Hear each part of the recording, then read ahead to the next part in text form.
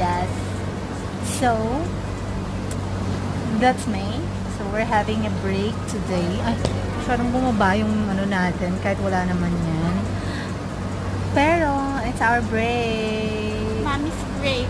Wala na yung mama. Yeah. And, yep. And, it's working again sa kailan na nga ulit ako work. Monday as usual. Yeah. Tapos feeling ko kailangan natin mic ng microphone. Yes. Yes. Yung Naka-vlogger na tayo. Pero no, we're not. We're just gonna be like a normal virtual Real. assistant. Yes. Diba? She Ano deserves it naman. She deserves it. Ito lang babayaran niya yan.